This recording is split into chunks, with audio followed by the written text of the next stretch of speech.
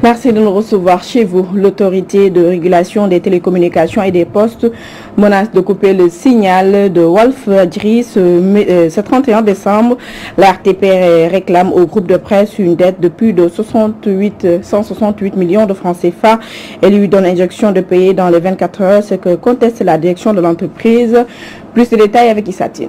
Pour l'autorité de régulation des télécommunications et des postes revient à la charge et menace le groupe de presse Walfadjri. Dans une correspondance, l'autorité exige du groupe le paiement sous 24 heures de la rondelette somme de 168 740 248 francs CFA, une somme que Walfadjri est appelé à payer au plus tard demain 31 décembre 2020 au risque de voir toutes ses fréquences coupées. Pourtant, la lettre de commandement a été envoyée le 21 décembre 2020, 8 jours après. L'autorité revient avec une lettre d'injonction de payer avant le 31 décembre 2020. Du côté du groupe de presse Walfadjri, on peine à comprendre les fondements d'une telle décision. Sur le fond et sur la forme, rien n'explique les exigences de l'ARTP qui n'a pas dit comment le groupe de presse Walfadjri lui doit cette faramineuse somme. À noter que ce n'est pas la première fois que l'ARTP s'en prend au groupe du défunt Sidi Lamine Niasse. C'est pourquoi certains parlent d'acharnement. fexe leen ba dëgg rek nekk seen doole fexe leen ba bu leen yab seen askan xam leen ne benn patron rek la ñu am mooy le peuple sénégalais. Plus de 800 élèves professeurs de la FASTEF montent au créneau. Regroupés en collectif, ces pensionnaires de la faculté des sciences et techniques de l'éducation et de la formation réclament plus de 3 mois de bourse et des indemnités de stage. Ils menacent de passer à la vitesse supérieure. Ils n'obtiennent pas gain de cause. Le porte-parole Abou Sis au micro de Moussa Sène. Nous sommes prolongés ici à cause de la pandémie à Covid-19 depuis le mois de septembre. Depuis le mois de septembre également, nous faisons des démarches diplomatiques pour que l'on nous paye bourse et indemnité de stage pour les 3 mois, octobre, novembre et décembre. Alors, tout compte fait actuellement, le directeur des bourses ne nous a pas payé les bourses et indemnités de stage. Alors, nous avons négocié, nous avons épuisé toutes les méthodes diplomatiques. Hier, nous avons convoqué tous les camarades, un grand rassemblement.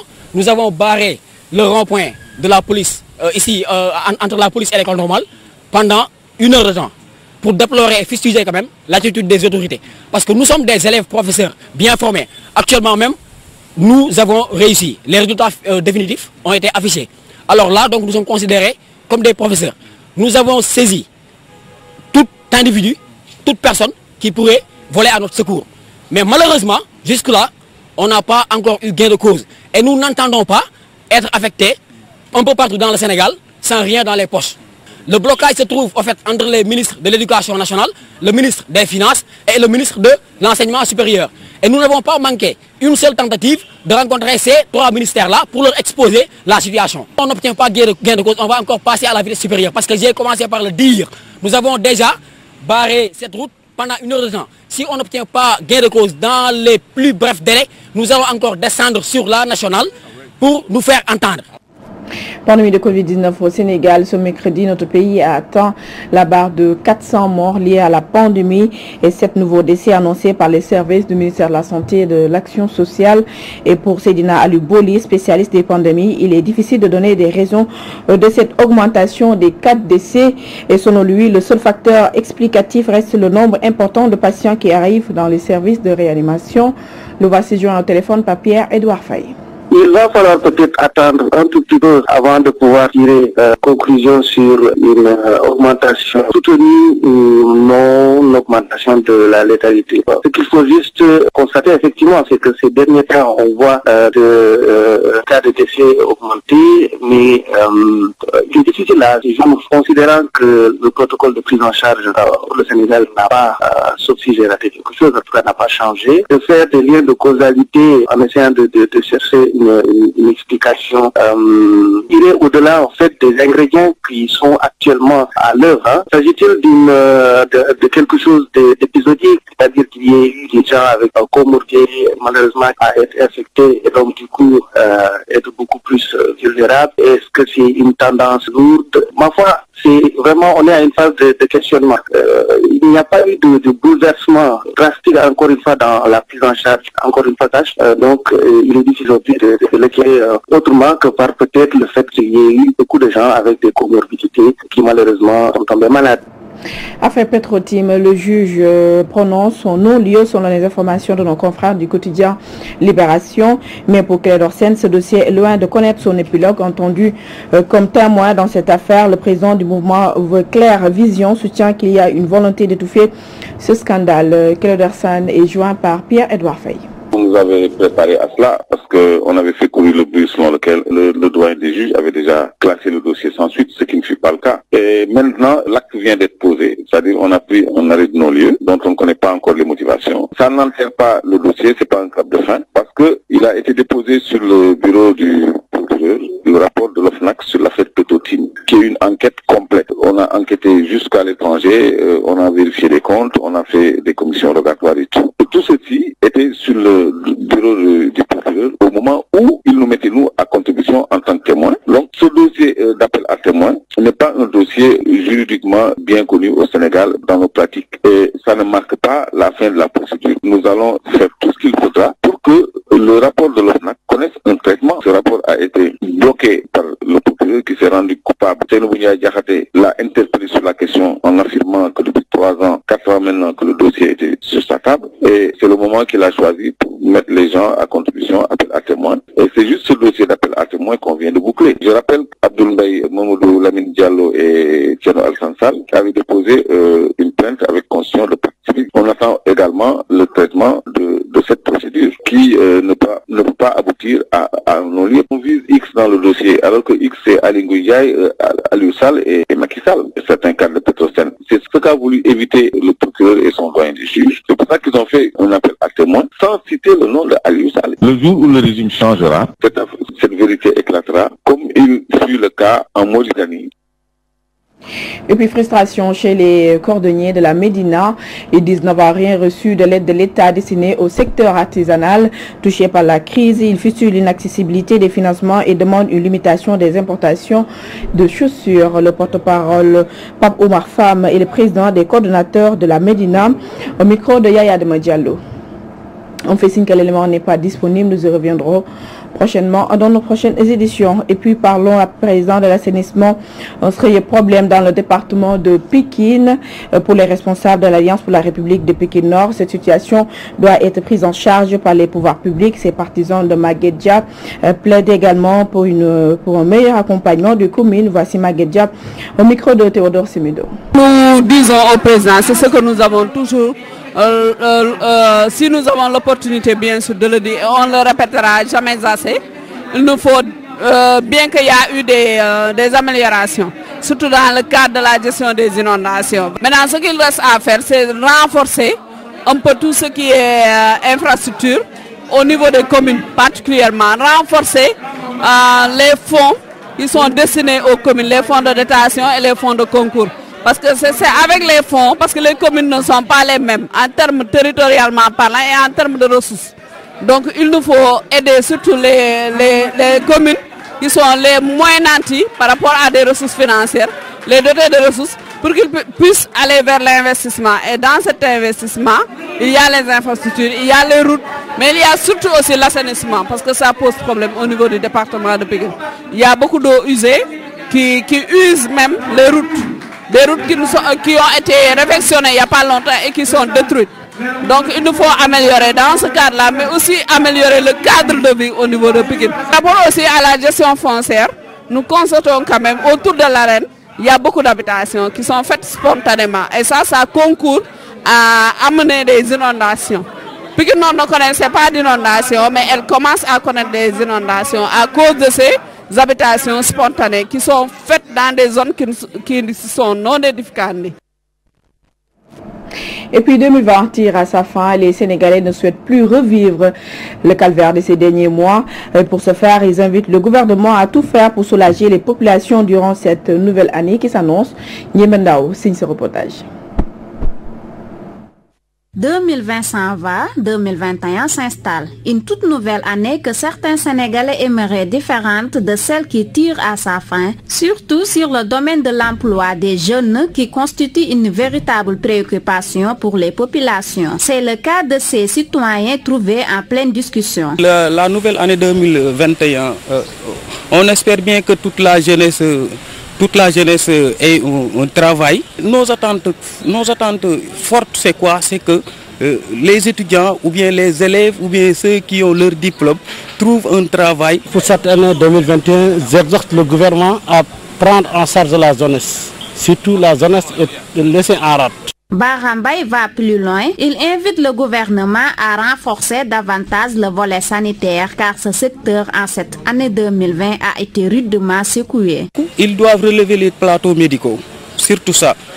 On doit conjuguer tous les efforts, mettre beaucoup de l'argent sur le système sanitaire. Que 2021 déborde de bonheur, de bonnes surprises, tel est le souhait des Sénégalais. Je souhaite à tout le monde que cette nouvelle année soit une année heureuse et une année qui n'est pas comme l'année 2020 parce que pour mes meilleurs vœux, que cette année soit une année de bonheur, une année de paix, une année de prospérité. Du début à la fin, cette année 2020 aurait été vécue à l'ombre du Covid-19, virus destructeur aux impacts négatifs. 2021, une année de grosses attentes et d'espoir. Nos compatriotes invitent le gouvernement à redoubler d'efforts pour améliorer le vécu des populations qui tirent le diable par la queue. Retour dans la banlieue de Dakar, Pikine honore ses élus qui se sont illustrés dans cette année 2020 et c'est Abdoulaye Pouy, maire de la commune de Mbao, qui a été élu meilleur maire à l'issue d'un vote à travers le net. Théodore Semedo, compte rendu.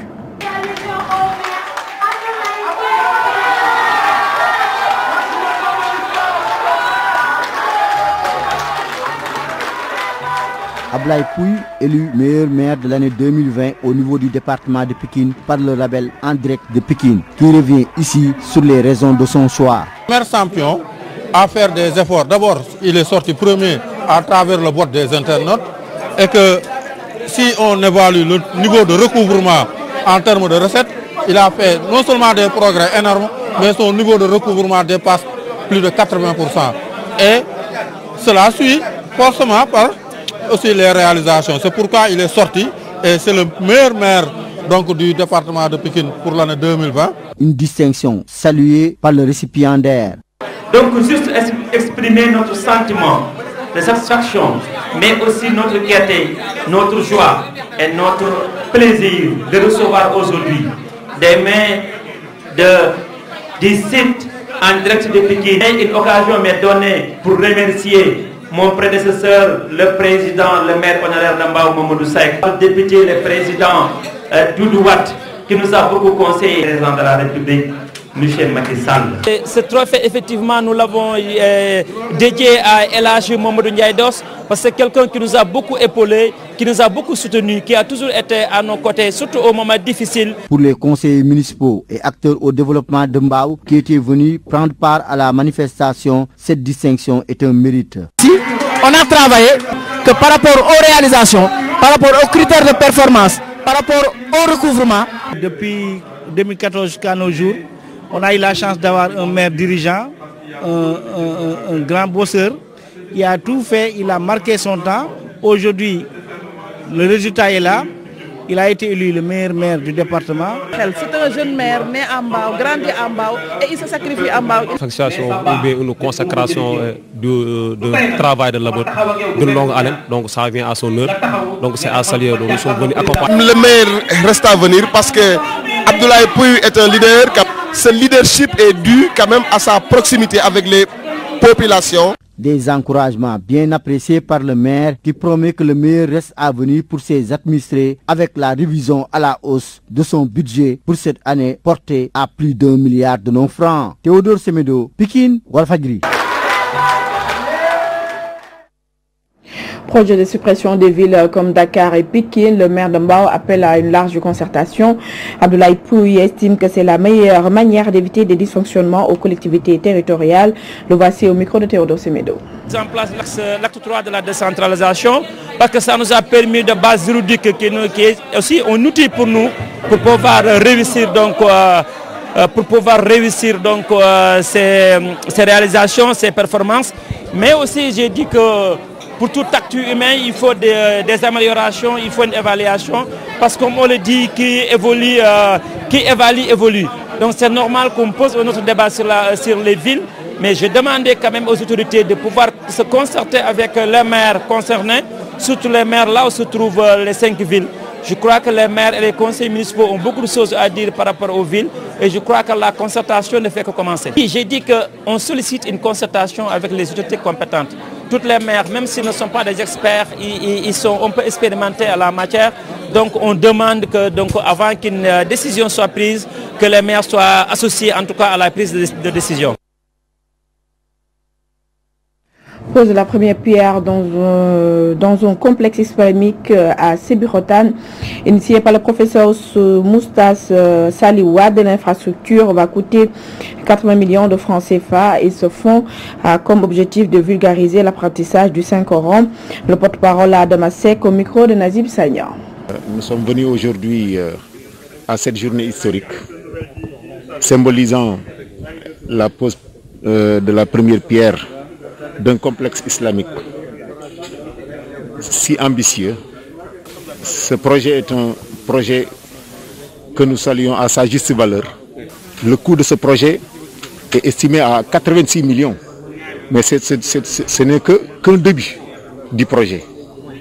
À travers ce projet, les apprenants, les futurs apprenants de cet institut apprendront, Inch'Allah, le Saint-Coran, mais également le programme du système éducatif national, le programme franco-arabe, mais également ce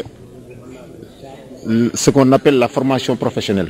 Pour ceux qui se sont terminés leurs études et voulant également continuer dans cet institut, on leur a donné l'occasion de poursuivre cet apprentissage qui est l'apprentissage d'un métier. C'est pourquoi nous saluons ce projet et que nous lançons un appel à l'endroit de toutes les bonnes volontés qui peuvent vraiment apporter leur contribution pour cet édifice islamique si important ici à Sébikotane. La page internationale, nous en venons. Côte d'Ivoire, l'opposant Pascal Affi-N'Guessan libéré sous contrôle judiciaire. République démocratique du Congo, des 4 enfants tués dans l'explosion d'une grenade. Et enfin, au Royaume-Uni, la Chambre des communes adopte l'accord post-Covid. Récit signé Mamradi Djerifal.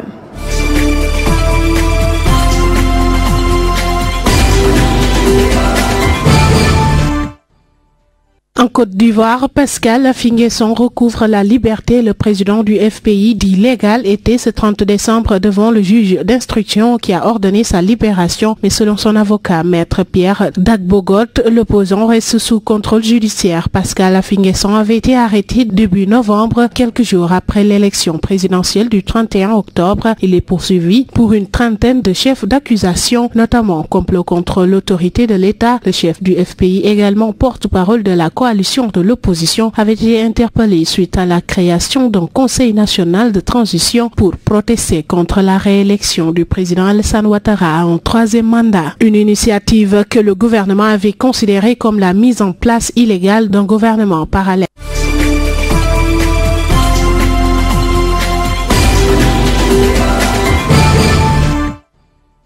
République démocratique du Congo, 4 enfants ont été tués dans l'explosion d'une grenade en Uturi et 4 autres personnes ont été tuées dans une attaque de groupe ADF dans l'est de la République démocratique du Congo. Les 4 enfants sont morts dans l'explosion d'une grenade alors qu'ils jouaient. L'un a ramassé cet engin et l'autre l'a jeté en l'air et en tombant, la grenade a explosé et tous sont morts sur le champ, a déclaré à l'AFP Abdel Alengue, administrateur du territoire de Djougou dans la province de l'Uturi. L'incident a eu lieu dans le village de Tsoro, dans le territoire de Djougou, épicentre des violences dans un qui a fait plus de 1000 morts depuis fin décembre 2017. Par ailleurs, dans la nuit de mardi à mercredi, au moins 3 civils et un militaire ont été tués par des ADF dans la zone de Mutuanga, a déclaré Donat Kimbawana, administrateur de territoire de Beni dans la province voisine du Nord Kivu. Les assaillants ont pillé et incendié quelques maisons d'habitation,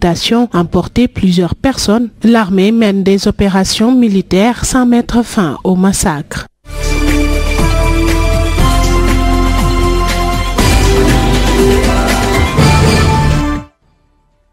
la veille de la sortie du Royaume-Uni du marché unique européen, les députés britanniques ont approuvé l'accord post-Brexit conclu avec Bruxelles. Le Premier ministre Boris Johnson a assuré que son pays resterait un voisin amical, le meilleur ami et allié de l'Union européenne. Les députés britanniques se sont prononcés en faveur de l'accord commercial post-Brexit. Ils ont voté par 521 voix pour et 73 contre à la Chambre des communes en deuxième et troisième lecture. Le texte conclu entre Londres et Bruxelles pour encadrer leurs relations doivent être débattus par les lords. Les membres de la Chambre haute du Parlement avant d'être promulgués par la reine Elisabeth II pour une application jeudi.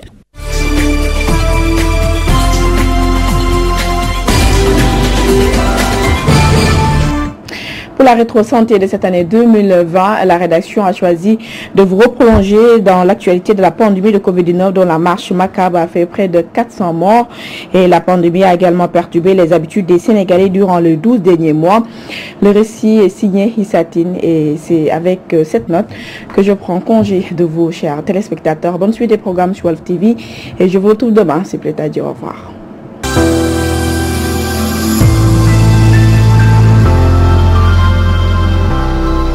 Loin, bien loin du Sénégal, on parle d'une maladie de pneumonie virale. Le premier cas signalé en Chine dans la ville de Wuhan. Nous sommes le 17 novembre 2019. La maladie se propage rapidement vers l'Europe. La panique monte, mais le Sénégal jusque-là épargné. Les autorités annoncent finalement un bond des chiffres du Covid-19. 14 840 malades de plus. Les 13 étudiants sénégalais bloqués dans l'épicentre de la maladie tirent la sonnette d'alarme. Ils veulent tous rentrer au pays, mais leur espoir fond comme beurre au soleil après la sortie du président de la République. Même les grands pays qui ont pu faire des rapatriements l'ont fait avec beaucoup de difficultés. Un discours qui ne rassure pas les parents d'étudiants. Après des négociations, ils n'ont de choix que de faire face à la presse le mercredi 5 février 2020 pour demander le retour immédiat de leurs enfants. Nos enfants ont besoin d'entendre de leur peuple que la mère patrie ne les lâchera jamais. Que la mère patrie ne les a jamais lâchés. La porosité des frontières décriée par des citoyens sénégalais, finalement, ces derniers ont raison sur l'État qui tente de rassurer. Le 2 mars 2020, le Sénégal signale son premier cas de coronavirus. Les résultats des tests effectués par l'Institut Pasteur de Dakar se sont avérés positifs. Donc, le Sénégal enregistre son premier cas de coronavirus, mais pour l'heure, aucun Sénégalais n'est infecté. Il s'agit d'un patient de nationalité française, marié et père de 2 enfants, qui vit au Sénégal avec sa famille depuis plus de 2 ans. Les choses sérieuses démarrent au Sénégal, tout le monde en parle, mais sans connaître le virus, la porte est ouverte à la maladie mystérieuse, les cas se développent de jour en jour, personne ne sait quoi faire pour s'en sortir à part porter des masques, mais aucun Sénégalais n'est touché dans le pays. Le 6 mars 2020, un Sénégalais quitte l'Italie pour venir dans sa ville natale Touba Mbacké. Malheureusement, il sera le premier Sénégalais à choper le virus. Le moudou-moudou de Touba est sur toutes les lèvres. Nous avons un cas sénégalais qui est venu d'Italie et qui a contaminé 5 membres de sa famille. La maladie circule, 22 patients sont pris en charge, 3 cas sont détectés le samedi 14 mars, ce qui s'ajoute aux 11 nouveaux cas positifs enregistrés à Touba. Le président de la République Macky Sall sort de sa réserve le même jour, une série de mesures annoncées.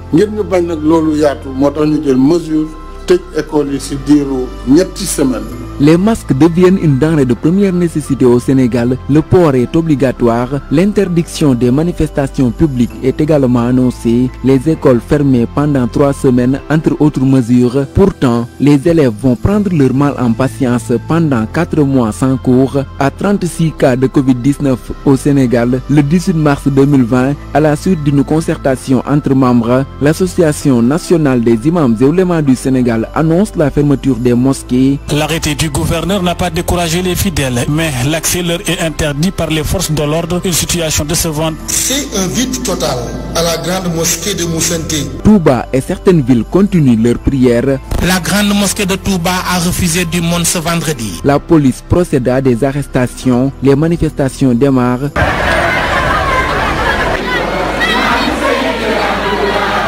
La maladie fait le tour du Sénégal. 71 personnes sont sous traitement. Le gouvernement n'a plus le choix. Le président de la République Macky Sall corse encore les mesures. Il proclame l'état d'urgence le lundi 23 mars 2020. Je déclare l'état d'urgence sur l'ensemble du territoire national. Ces mesures non exhaustives, elles sont assorties d'un couvre-feu. Pour la troisième fois de son histoire, le Sénégal connaît un état d'urgence, un grand problème pour les Sénégalais qui vont devoir s'y habituer. Les forces de l'ordre matent les récalcitrants.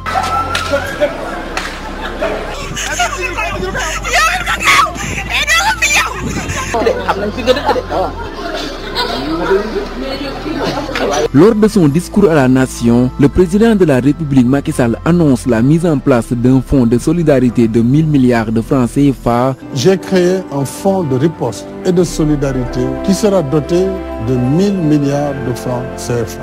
Les ministres font face à la presse pour s'expliquer. Madame joxe coup d'envoi, lu ñu wax coup d'envoi ci li nga xamni moy ndimbal bi nga xamni mom moko décidé won ci 1 million de ménages. La polémique suit le beau-frère du président de la République. L'attribution des marchés à ses supposés amis est source de division. Il se fait menaçant.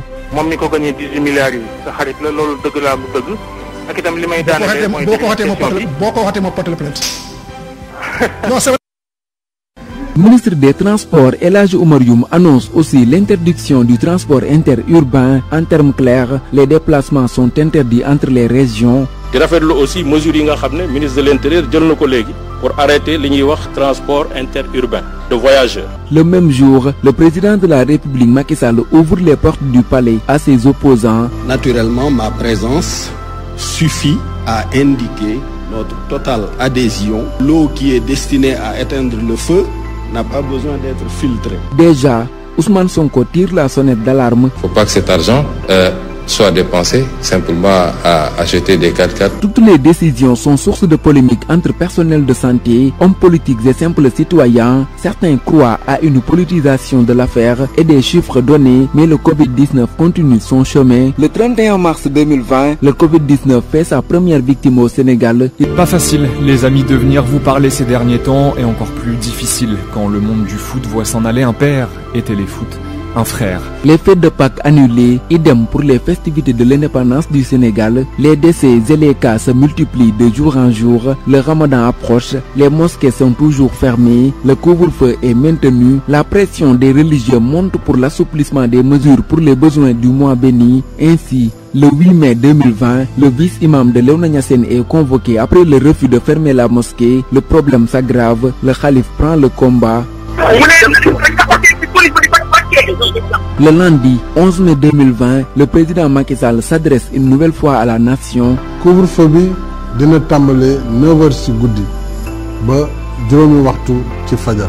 Un ramadan pas comme les autres, pas de prières collectives dans les mosquées, ni de rassemblements religieux, et beaucoup de Sénégalais ne fêteront pas la Korité en famille. Les mosquées sont enfin réouvertes. La reprise des cours le 2 juin 2020 pour les classes d'examen est également annoncée. Le 29 mai 2020, le président de la République Macky Sall prolonge l'état d'urgence de 30 jours. L'attente est finalement longue. Les chauffeurs bloqués dans leur village, l'économie s'affaisse. Le secteur informel en pâtit. La coupe pleine déverse dans plusieurs villes du pays.